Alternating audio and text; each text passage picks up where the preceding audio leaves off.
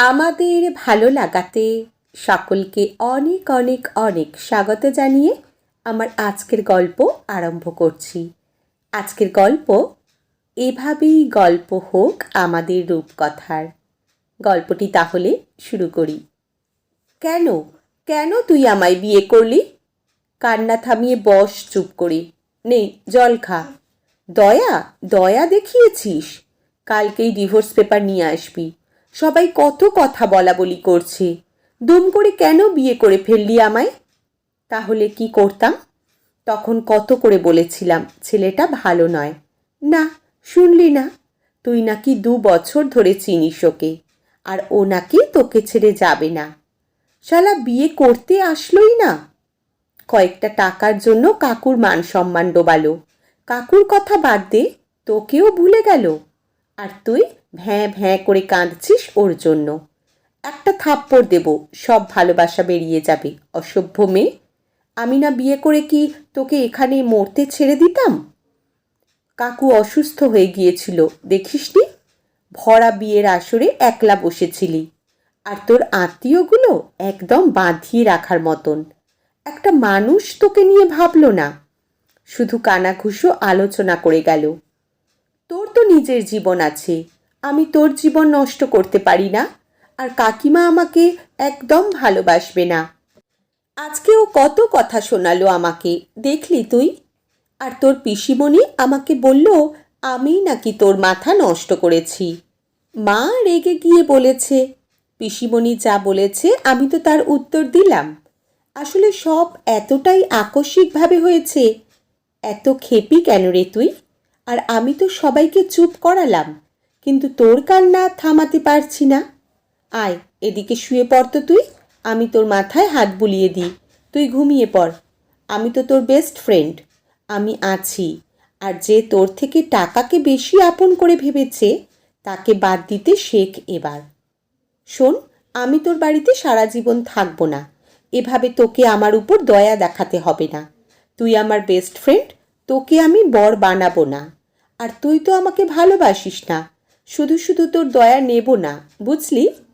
না বানালি, আমিও তোকে বউ বানাবো না।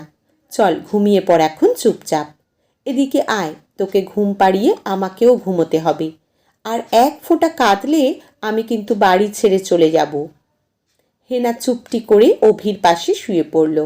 অভি হেনার মাথায় হাত বুলিয়ে ওকে ঘুম পাড়িয়ে দিল। তারপর একটা সিগারেট খেয়ে নিজেও শুয়ে পড়ল হেনার পাশে। হেনার বিয়ের দিন পঞ্চে বিয়ে করার থেকে পিছিয়ে গেছে 2 বছরের প্রেমিক অনিল, যে অভি ছোট্টবেলা থেকেই আগলে রেখেছে হেনাকে। আজকেও তাকেই এগিয়ে আসতে হলো। নিখাত বন্ধুত্বের সম্পর্ক বাঁক নিল অন্য পথে। যে অভি সবচেয়ে বেশি আনন্দে ছিল তার প্রিয় বান্ধবীর বিয়ের জন্যে, তাকেই যে বর হয়ে পাশের পিঁড়িতে বসতে হবে, এটা অভি কোনো দিন কল্পনাও করেনি। অনিলকে অভি পছন্দ করতো না বটে, তবে হেনার খুশির জন্য অভি সবটা মেনে নিয়েছিল। আর তো কোনো উপায় ছিল না। তারপর দিনের পর দিন এগিয়ে চলল আপন ছন্দে। হেনাও ভুলে গেল যে তাদের ডিভোর্স হওয়ার কথা হয়েই গিয়েছিল প্রথম রাতেই। এ বাড়িতেই প্রিয় বন্ধুর সাথে বেশ লাগছিল হেনার। অভির মা এখন হেনার মা।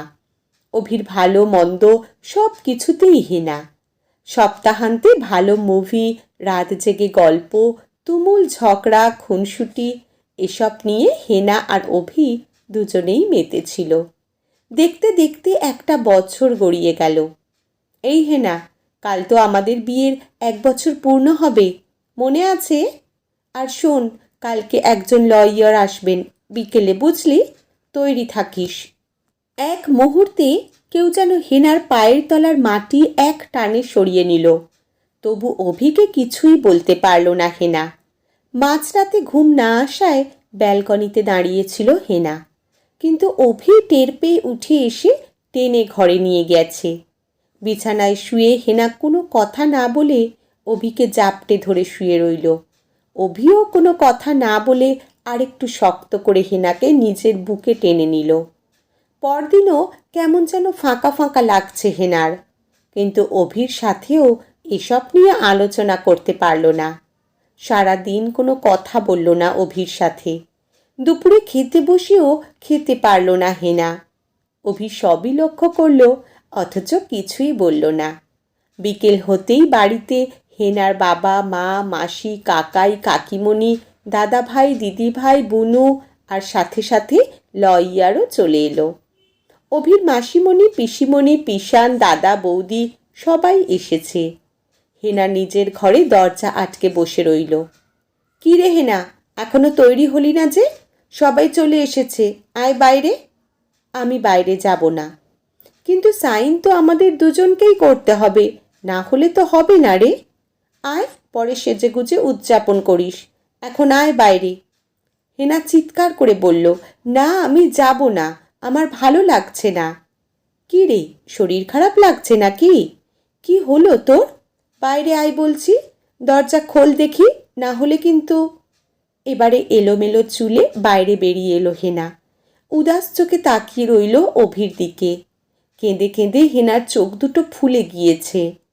তুই সত্যি চাস আমি সাইন করে দিই, তাই না? ও, ওই জন্যই মা বাবাকেও ডেকেছিস, যাতে আজকেই ও বাড়ি চলে যেতে পারি। আচ্ছা চল, করে দি সাইন। অভি কিছুই বলল না, বরং নিজের হাতে হেনার চুলগুলো কানের পেছনে সরিয়ে দিল। হাতের চেটোতে হেনার গাল গড়িয়ে নেমে আসা স্রোত মুছিয়ে দিল। হেনা নিজেকে সংযত করে পায়ে পায়ে এগিয়ে গিয়ে দাঁড়ালো সেন্টার টেবিলের কাছে। কারোর দিকে না তাকিয়ে কাগজ আর পেন হাতে তুলে নিল হেনা। হাতে নিয়ে কিছুক্ষণ স্তম্ভিত হয়ে দাঁড়িয়ে রইল।